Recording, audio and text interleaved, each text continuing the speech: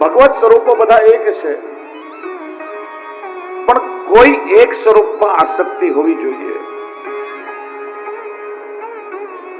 શ્રી વલ્લભના બધા જ બાળકો, બધા જ આચાર્ય શ્રી વલ્લભ સ્વરૂપ છે, પણ જ્યાં સુધી કોઈ એક સ્વરૂપમાં આસક્તિ ન થાય, જ્યાં સુધી દ્રઢતા કે અનન્યતા ન થાય,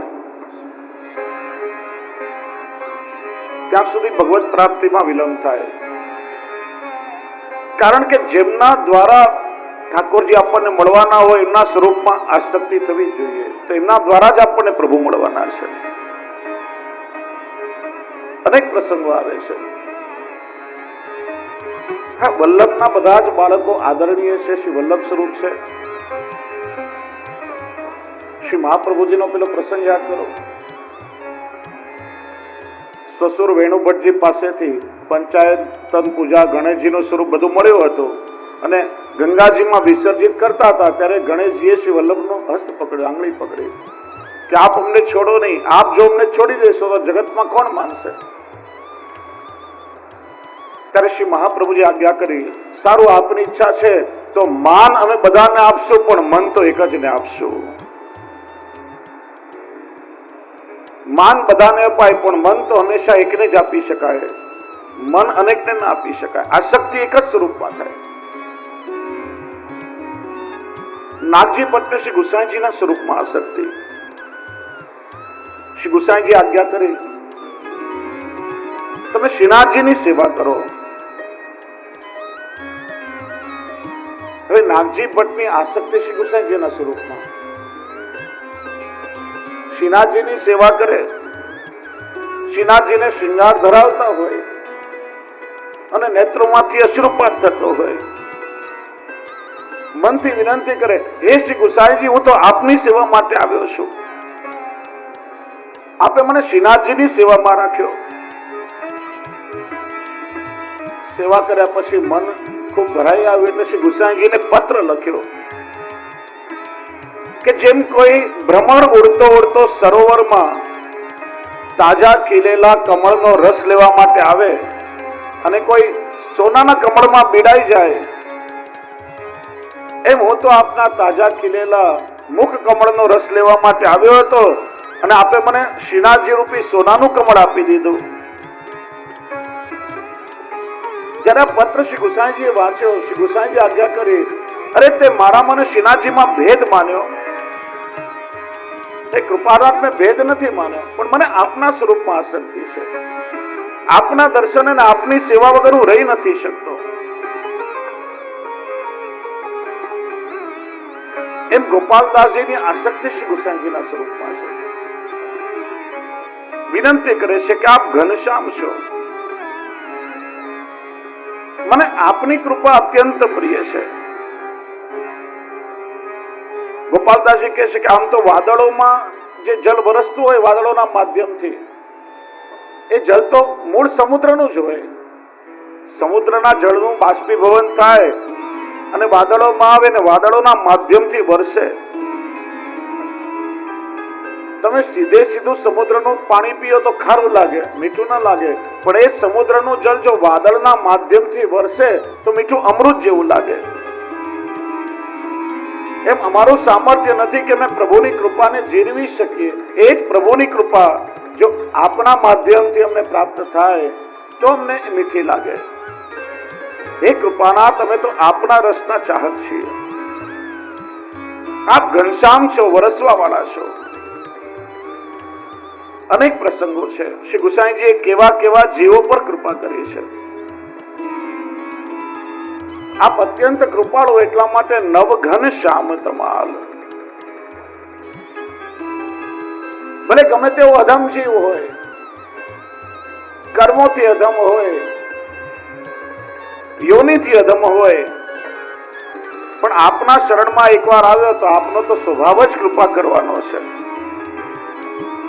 નવઘન શ્યામ તમાલ. વ્રજમાં તમાલ વૃક્ષ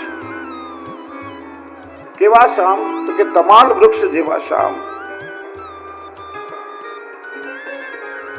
ઠાકોરજી જયારે ગોકુલ છોડીને મથુરા પધાર્યા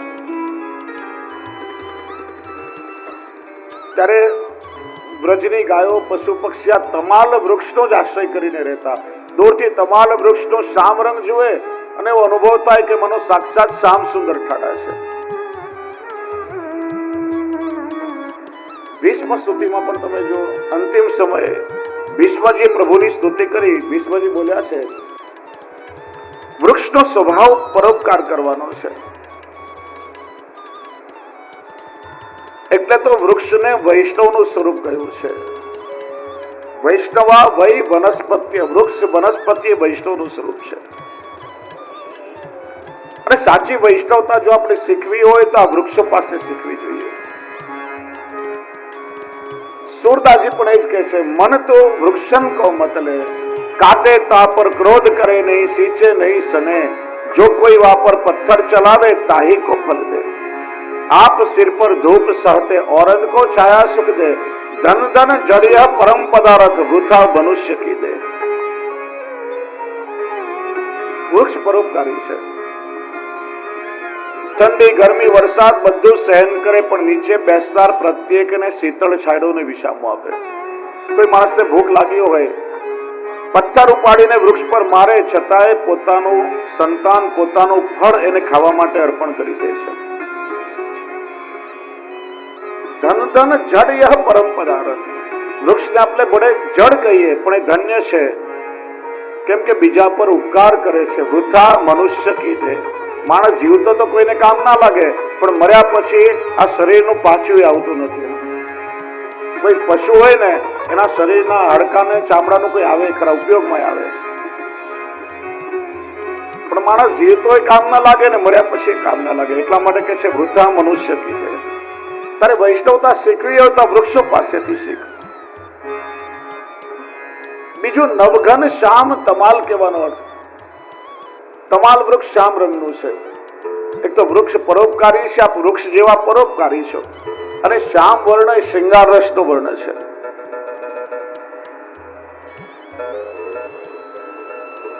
અને એટલા માટે શૃંગારના બે દલ, સંયોગ અને વિપ્રયોગ, બંને શ્રી ગુસાઈજીમાં વિદ્યમાન છે. એટલા માટે આપ સાક્ષાત શૃંગાર રસનું સ્વરૂપ છો. વૃક્ષ જેમ તાપથી બચાવે એમ શ્રી ગુસાઈજી સંસારના તાપથી જીવને બચાવે. કોઈ વૃક્ષ હોય તો નાની નાની અનેક લતાપતાઓ વૃક્ષનો આશ્રય કરીને રહેતી હોય, એમ શ્રી ગુસાઈજી રૂપી તમાલ વૃક્ષનો આશ્રય કરી અનેક ભગવતીઓ રહેલા છે. જેમ લતાપતાઓને વધવા માટે વૃક્ષનો સહારો જોઈએ, એમાં ભગવતીઓ લતાપતા જેવા છે. એમને જયારે શ્રી ગુસાઈજીનો આધાર મળે, શ્રી ગુસાઈજીનો આશ્રય કરી અને આ ભગવતીઓ પ્રભુ સુધી પહોંચી શકે. અને આ વૃક્ષનો જે આશ્રય કરે એને સુખ દુઃખનો ક્યારેય તડકો લાગે નહીં. આગળ કહે છે જગતે તલ ઉદ્ધાર કરેવા પ્રગટ્યા પરમ દયાળ. હે શ્રી ગુસાઈજી, આપ તો જગતનો ઉદ્ધાર કરવા માટે ભૂતલ પર પ્રગટ થયા છો. આપના ભૂતલ પર પ્રગટ થવાનું એકમાત્ર કારણ એ છે કે જે દૈવી જીવો પ્રભુની લીલાથી વિખૂટા પડી અને આ ભૂતલ પર આવ્યા છે, એમને પાછા નિત્ય લીલામાં પહોંચાડવા છે. એ દૈવી જીવોને ફરી પ્રભુની સાથે સંબંધ જોડવો છે.